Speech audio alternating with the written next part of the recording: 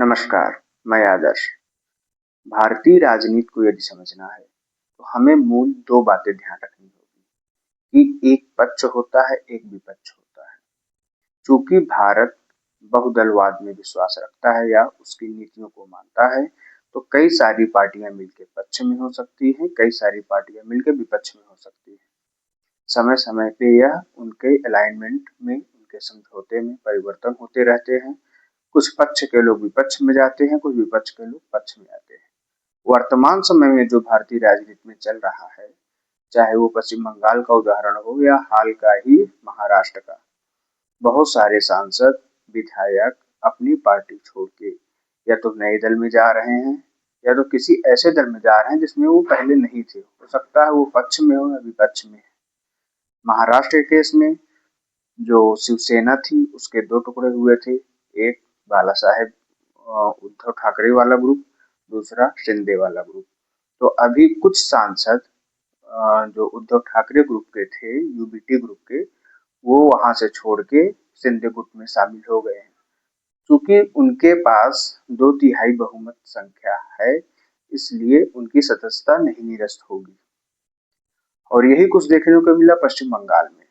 पश्चिम बंगाल के सांसद अपने तृणमूल कांग्रेस छोड़ के कुछ भाजपा में शामिल हुए, कुछ नया संगठन बना के उसी में रह रहे हैं। तो यह राजनीति जो नेता लोग खेल रहे हैं, इसमें जनता का क्या जनता के प्रति उनका दायित्व क्या है या उनका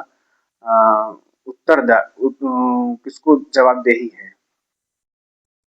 मतलब एक 10 लोग खड़े हुए सांसद के चुनाव में, लोगों ने अपने पसंद के हिसाब से उनको वोट दिए, किसी को ज्यादा दिया, किसी को कम दिया, एक जीता। अब उसके जीतने में ये कौन निर्धारित करेगा कि वो अपने व्यक्तिगत, अपने इमेज की वजह से जीता है, अपनी छवि की वजह से जीता है, या जिस दल से वो टिकट था लोगों ने उससे प्रभावित होकर उसको वोट दिया है। उदाहरण के लिए एक सांसद जी हैं, वो तृणमूल कांग्रेस से कलकत्ता से चुनाव जीते। अब कुछ स्थिति ऐसी बनी कि ममता बनर्जी सत्ता से बाहर हुई विधानसभा में, उनका हृदय परिवर्तन हुआ, वो आ गई भाजपा में शामिल हो गए। अब वो अपने साथ कई और सांसदों को ले आए और वो संख्या पार कर लिया जिससे उनकी सदस्यता निरस्त हो सकती थी। अब वो भाजपा के सांसद हैं। तो वहां के लोग जो उनको तृणमूल कांग्रेस में होने की वजह से वोट दिए थे, या महाराष्ट्र के केस में उद्धव ठाकरे ग्रुप के होने की वजह से उनको वोट दिए थे, अब वो शिंदे गुट में है, तो लोग खुद को ठगा क्या महसूस नहीं करेंगे। लोगों ने हो सकता है कि उस व्यक्ति को वोट दिया डायरेक्टली क्योंकि वह चुनाव में खड़ा था, लेकिन इसीलिए चुनाव चिन्ह आवंटित किए जाते हैं पार्टियों के। जब आप वोट देने जाएंगे, जो आपको बैलेट मिलता है, जो मशीन ईवीएम मशीन मिलती है, उसमें व्यक्ति की फोटो, व्यक्ति का नाम, चुनाव चिन्ह, तीनों चीजें होती है। तो चुनाव चिन्ह इसीलिए होता है कि जो लोग ना पढ़े लिखे हों या पहचानने में कंफ्यूजन ना हो, एक ही नाम के कई लोग चुनाव लड़ जाएं, तो जिस दल से उनको टिकट मिला है उस दल का एक चुनाव चिन्ह होता है।